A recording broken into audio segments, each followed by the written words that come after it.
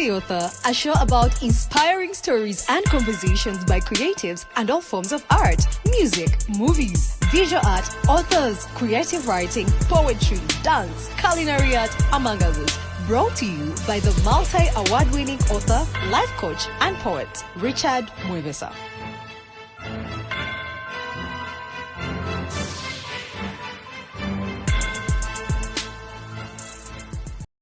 Welcome our dear viewers today. I am here, Richard, your author. Welcome to Ask the Author. On this segment, I'll be speaking to Kathleen Noble, very interesting athlete, elite athlete, who's represented Uganda at the Olympics in a very interesting sport. Welcome, Kathleen. Thank you, Richard. Happy to be here. Oh, yes. This is a show for creatives, and we'll be having conversations about your experiences as a person and your sports journey. So, starting up, Kathleen, tell us, who is Kathleen Noble? Who are you, and what makes you you? Well, like you mentioned, I'm an Olympic athlete for Uganda. I represented Uganda in the sport of rowing, but I have many other identities as well. I'm a wife, I'm a software engineer, I'm a daughter, I'm a follower of Christ, and I think all of those identities play into who I am. I was born in Uganda, grew up in Uganda until I was 18, so I did all my schooling there. My parents were missionaries there and still live there.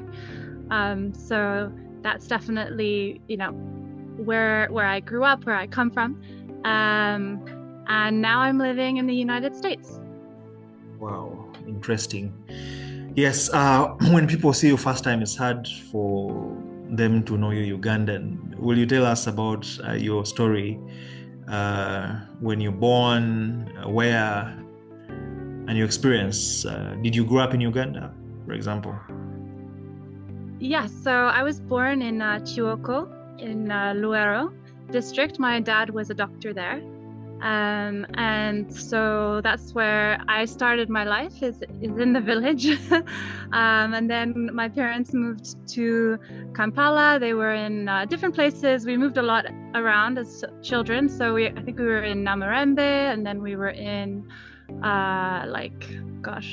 Naguru for a while, Bukoto for a while, and then at some point we moved to Luboa. My mom started teaching at the international school out there, and so probably, I suppose, from P4 onwards, I was in Luboa and was in school there all the way through secondary school, graduated from the International School of Uganda, and then after that traveled to the United States for university.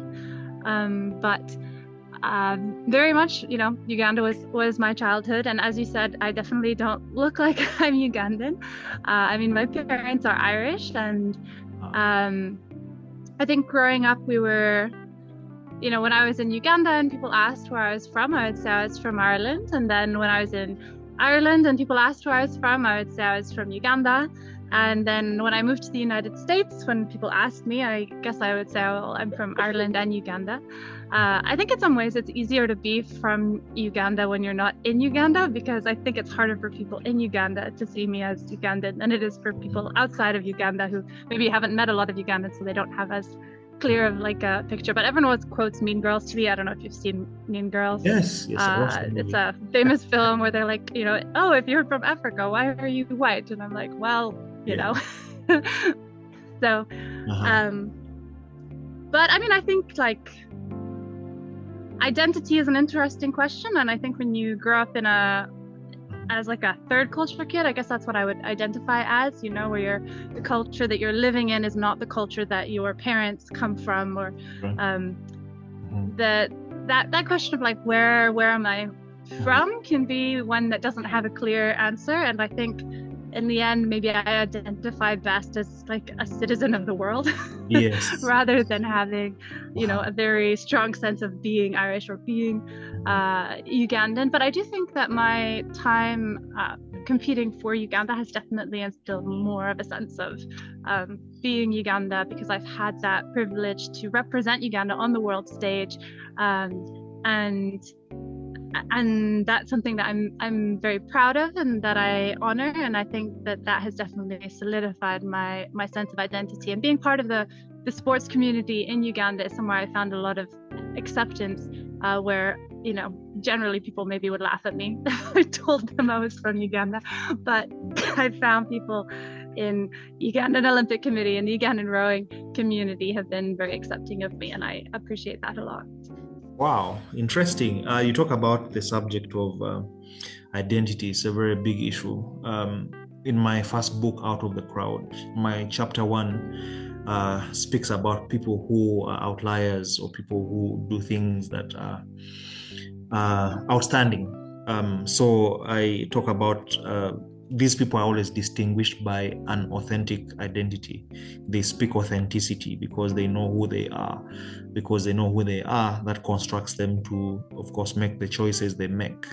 And then, of course, that leads them to the direction they so choose to be in life. We are not what we do, but our identities are defined by very many things, which I don't want to go into now. But what is important is, I heard you say you're Ugandan, and yes, you're Ugandan. So moving on. So how did you discover you had a knack for sports? Because us getting to know who Kathleen Noble is, first time is, I personally, is when I go to learn that you're representing Uganda at the Olympics, and for a sport which is quite interestingly unique for Ugandans. I know we have a bit of a background in canoeing. I would call it canoeing because the islanders, so in the Sese Islands, Kalangala district, do a bit of competition for canoeing, but rowing is similar, but I guess maybe different. Why choose to go rowing? Did you practice any other sports before you went to rowing? Why rowing? And maybe when did you get to know that you had a love for sports in general? Well, I've always done a lot of sports. I mean, first I was a swimmer. That was where I started off my sporting career, and I was swimming from like the age of 2 or 3. Like, I was swimming as early as I can remember. We would go to the school pool and my parents would just kind of throw me in there, and I just loved being in the pool. And anytime we went on holidays, I always wanted to be somewhere with a lake or a river or a pool or somewhere that I could swim. That was like a very important part of any holiday destination. And I joined the swimming team. I guess I was at Kibera International School, and so I joined the swimming team when, I don't know, whenever they let you join the swimming team when you're like 5 or something. And so I was training from a very early age in swimming, and I kept that up all the way through high school. It was actually the first sport that I represented Uganda in. I represented Uganda at the World Championships in 2013. And got 2 national records there in Istanbul when I competed. And so that was kind of like the capstone of my swimming career. And I also participated in volleyball when I was in high school for the school team, and really enjoyed that. So I've always been very athletic and enjoyed sports a lot, and enjoyed excelling in sports. I think that by the time I finished high school, I was a bit tired of swimming. It had been something I had put so much time into, but when I was a kid, there were so many people that swam. It was like the thing to do. Everyone was a swimmer. But as I got older, people dropped it. And so by the time that I was in, my last year of secondary school, I think the next oldest person who was part of the swim team was maybe like 3 years younger than me. So there just wasn't people of my age who were still doing it. But I was still doing it because I had this potential opportunity to represent Uganda, and I really wanted to pursue that because I had put so many years into swimming but didn't have any kind of I hadn't had the chance yet to compete on the world stage, and I was very motivated by having that goal. And so once I achieved that goal, I was kind of ready to stop swimming. Wow. And then when I went to university, I didn't think that I wanted to be a part of a athletics team because I had a lot of other interests, but I found my first year that I actually really missed it. I missed being part of a team. I missed that competitiveness. I missed the daily exercise. I was part of some kind of low-level intramural sports, but it wasn't very demanding, I guess. It was sort of like show up if you want to, don't show up if you don't want to. And I just found that as soon as schoolwork became a lot, I just wouldn't do it. And I didn't really like that. It wasn't kind of like the level of intensity that I wanted. And my roommate was a recruit to the rowing team, lightweight women's rowing team. And I didn't really know anything about rowing, but she really, really loved it. As far as I could tell, her whole life was rowing. And so she was the one that recommended that I try walking on to the team. And in a lot of varsity sports, especially, in the US, it's so competitive. Like if you haven't been playing basketball since you were 5, you're never going to make it onto the basketball team. But rowing is a bit different, and a lot of people do start it at an older age. And if you have a base already in another sport, then you actually can transition quite quickly to being good at rowing. Hold it there. You mentioned something interesting. You said if you have been practicing other sports, or you have like the basics or the base of sports, it becomes easy for you to transition. So for you, the swimming had already laid the foundation for you to should I say exposure? You already got the exposure in sports. So was it so difficult to enter rowing as a swimmer, or sport is sport? You can easily... So I think swimming in particular is a good basis for rowing. It's very similar in the sense of being like a full body cardiovascular sport. And so a lot of the same muscles would translate over. If you're like very good at volleyball, that's not going to translate over into being good at rowing. But if you're in athletics, or you're in swimming, or something that's much more like intense cardiovascular exercise, whatever, that's building a lot of aerobic base and then also strengthen your muscles, those things are going to translate over very well. And a lot of world champions and gold medalists in the Olympics for rowing come from swimming backgrounds, including like Ollie Ziegler, who just won the Olympic gold for Germany at the Paris Olympics. Came from a swimming background, started to row, I think in 2016. And so that's a pretty fast, turnover to go from not rowing before 2016 to winning gold at the Olympics in 2024. Yes. So moving on, Kathleen, you had mentioned that your sports, the love for your sports, the rowing sport, you picked that from your roommate, who was so passionate about the rowing sport. So tell us more. So did she invite you to attend the sessions, or because you're friends, you pick the interest from seeing her practice? Well, I think I just saw her over the first year when we were living together. We were just roommates for our first year, and I could just see that she really enjoyed it, and I was finding myself that I was missing being a part of a sports team. And so at some point she suggested that I try joining the team, and so it was actually my second year of university that I walked onto the team and joined the women's lightweight crew team at Princeton. And so I guess that was where, and I didn't know if I would like it when I joined it. I was just like, oh, let's try this out and see where it goes. And it turned out that I did enjoy it a lot, and I was good at it, and so that kind of motivated me to continue. Okay, so moving on, how did you then make it to the Olympics? Because I know the Olympics is a very competitive sport. You're competing against the best of the best in the world. So how did you qualify? How many years did you take to practicing rowing for you to qualify for the Olympics? So I started rowing in 2014, and I got connected with the national coach, the Ugandan national coach at that time, Roderick, who was actually at Princeton for a training camp of sorts. So he was getting, training on how to be a rowing coach, and was there, and he met somebody who was on my team, and as they were speaking, he found out about me and was very enthusiastic about having a Ugandan rower, because we don't have a lot of Ugandan rowers, and especially not a lot of female Ugandan rowers. And so when I was back home over Christmas that year, my first year, we connected, and we had coffee together, and he kind of told me about Ugandan rowing and how they would love to, have more female rowers, and was very enthusiastic about me representing Uganda. And I was kind of thinking, well, I've literally just started this sport for a few months now. There's no way I can go and represent Uganda already, but it kind of planted a seed in my mind.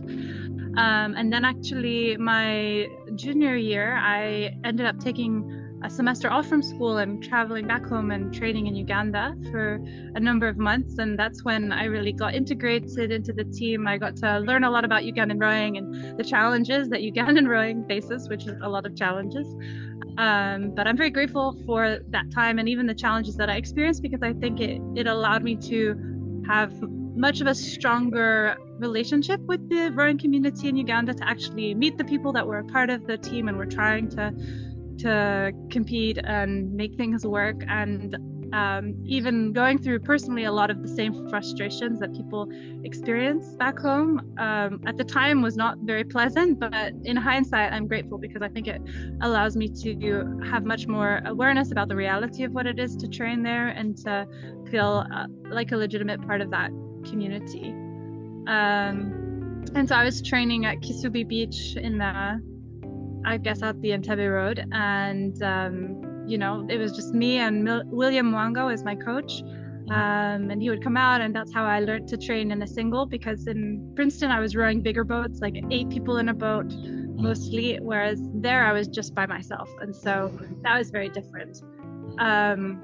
And then I returned back to the United States. I finished my degree, and then it was in 2019 that I went to the African qualifiers for the Olympics, and qualified for the Tokyo Olympics through the African qualifiers. Mm-hmm. Wow. So I suppose I've been rowing, what is that, 14 to 19, Mm-hmm. 5 years. 5 years, okay. But a bit on and off, not like full time. Right. Wow. Most people do not understand, or maybe do not know, the behind the scenes when one is preparing for the Olympics. As I mentioned earlier, this is the most challenging sports events in the whole world, because you're competing against the best of the best of the best of the best of the best in the world. Yeah. So how did that make you feel? Qualifying first time for the Olympics, because this is like a dream for most sports personalities, because they start out as amateur athletes, and then qualifying for the Olympics, just a qualifier alone is a big deal. Yeah. So how did that make you feel? Yeah, it is a big deal. It's a very big deal to have the opportunity to compete at the Olympics. I think that one of the strange things about my rowing career, especially my rowing career in a single by myself, was that I never had, most people, by the time they qualify for the Olympics, they've already had so many years of competing at lower levels of competition, and first maybe just in their school and being the best in their school, and then maybe in their local leagues or national leagues, and they're the best there, and then they go up another level and become the best in the continent or whatever. And so they have many years of success at lower levels as they kind of grow into it, whereas I had very, very limited experience competing in the single prior to qualifying, and all the events that I had a chance to compete in were very high level events that honestly were above where my skill was at. And so I would go to events and I wouldn't do very well relative to the other people, because they were so much more experienced than I was. And so I think that's kind of a strange thing, because I think a lot of people, maybe when they qualify for the Olympics, have a lot of confidence in themselves and their capacity as an athlete, and whereas I hadn't had a lot of experience to validate my experience as a athlete. I think I'd had it much more in swimming, right? In swimming, I had that experience where I'd compete in my school, and I would be the best in my school, and I'd compete against other people in the school, and I would be other local competitions and be winning medals there. And so I think rowing was a very humbling experience for me, and I think qualifying, I just felt lucky to qualify, but I didn't have a sense that I was, necessarily deserving of it in a way. And I think part of that comes from, especially to qualify for I was going through like the continental qualifiers, and I think there's a lot of countries in Africa that are in a similar position to Uganda, which is to say that they don't have a lot of infrastructure, they don't have a lot of support for their programs. And so, yes, you are competing against the best people in Africa to qualify, but that's very different to competing against the best people in the world, to yes. qualify. So, you kind of qualify, but you know that you're going and you're going to go and you're going to participate and do the best that you can, and the best that you can do is going to be like way slower than the best in the world, and that's kind of okay. That's okay. Why? Because I mean, as I mentioned, looking at a sport not practiced in Uganda as such, because we know most sports in Uganda, football, volleyball, I think we've made it through the World Cup in volleyball for the ladies. We've done boxing. Boxing. We've had some boxing champions in the past. Yes, and I remember for Uganda, we've not, of course, for the gold medalists in Uganda, the last was right before the ones that came from was it Kiprotich? Yeah, I think one time Kiprotich, but way back in the 70s, there was Jonah Kibwa who did the hurdles, the 400-meter hurdles. So we hadn't seen so many athletes really get out there to compete, as I mentioned, because I learned recently that qualifying for the Olympics, you're among the 1% of the elite sports persons in the world. Now, with 8 billion people today under the sun, if you're 1%, I mean, you're like among the best of the best of the best. Because there are people, I'm told, train for 10 years, just for that one sports event. There are those who train for 5 years in a row, and it's a full-time job. Yeah, they do their 8 to 5, and they're training Monday to Saturday. So I think that was a great achievement for you to raise the Ugandan flag at the Olympics. Now moving on, the recent Olympics, you had to also go through the same process, qualifiers. Then I got to see you. You were co-captain for the Ugandan team. Tell us more about that. You co-captained with who? Who was your co-captain? Joshua Cheptegei was the male captain. Yeah. Okay. Yeah. So obviously, very very honored to be co-captains with Joshua, who is the most decorated, athlete that Uganda has. Yeah. And I think it was definitely a very big honor to be selected for that position. I mean, mostly it's probably like an honorific position rather than a very functional position. Insofar as it's functional, the role of the captain is to be a liaison between the athletes and the administration. So you can, if athletes have concerns, they can bring it to the captain, who can bring it to the administration, and then vice versa. If the administration is trying to disseminate information to the athletes, they can do that through the captain. So that's kind of the role that the captain has, and then also doing the flag bearing at the closing ceremony. Though unfortunately Joshua was not around for the closing ceremony, he'd already departed from Paris. But I had the opportunity to be one of the flag bearers at the closing ceremony, which was a wonderful experience, and I will always treasure that. That was very fabulous to walk out with the flag in the stadium full of people. I think it was definitely like a big honor that the Ugandan Olympic Committee would select me for that position. And I think it says a lot about their faith in me and their kind of viewing me as like a true member of the team, and as somebody who is contributing to promoting sport in a positive way in Uganda. Yeah, and of course, being a leader, that's a leadership position, whichever way you look at it. Being able to lead other athletes, and of course they listen to what you're telling them, because there's diversity in the sport space. Everyone is doing their sport, so pretty good stuff there. So I just learned that once you make it to the Olympics, you're a lifetime Olympian. So on your name, just like we see lawyers use Esquire, or doctors use DR, you have an acronym of OLY, which is stamped on your name. So what does that mean exactly? I think it is an identity. I mean, becoming an Olympian, like you said, it's such a few people that have that opportunity and that experience. And I think that beyond, I suppose the way that I've thought of it is that Olympianism goes beyond just the sport and competing in the event, right? There's a whole set of virtues and characteristics that we associate with Olympians, and that's, you know, things like commitment, dedication, skill, perseverance, and all of those virtues can be true, I believe, of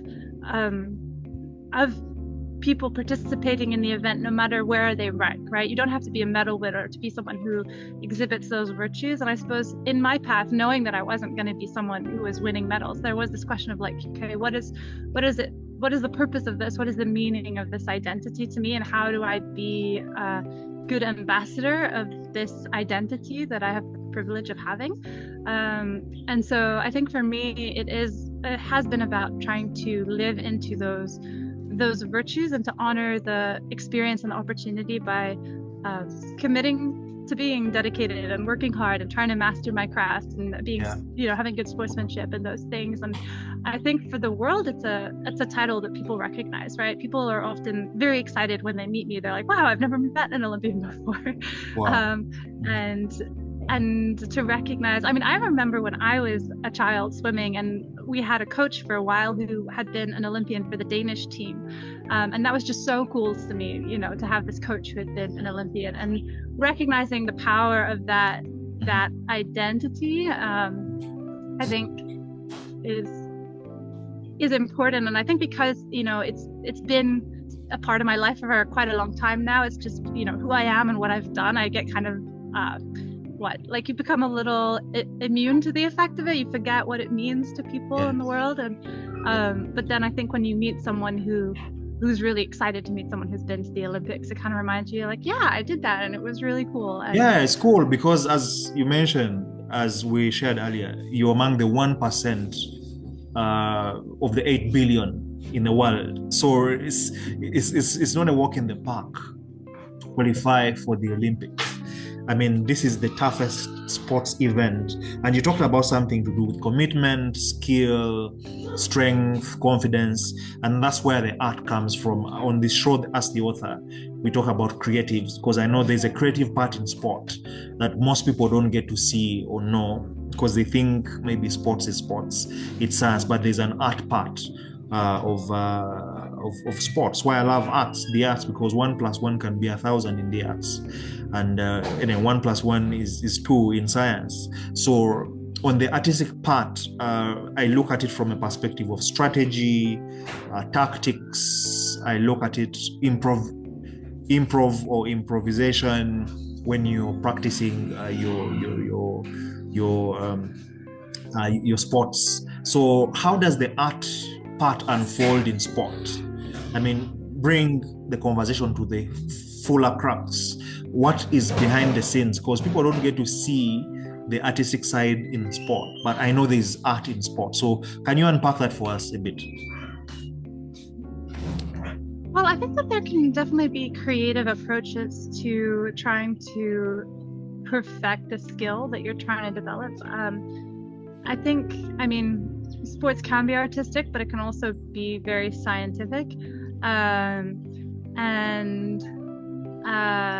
I guess finding the balance of that, I think the creativity helps to keep things fresh and interesting. Otherwise, you just kind of are very repetitive in what you're doing. And I suppose for me, particularly in this last Olympic cycle, I had a big emphasis on kind of the mental training side of things and trying to use different approaches to manage my own nerves and my ability to perform at my best without being like completely wrecked by nerves, because I really was. That's something I've really struggled with in my run career.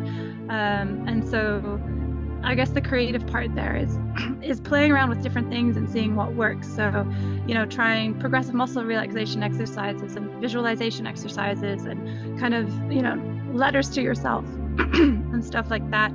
And then I think also my coach brought some creativity by adding kind of game elements to it. So we would, strap a pipe to the end of the boat, and you have to like see how high you could keep the water level consistently.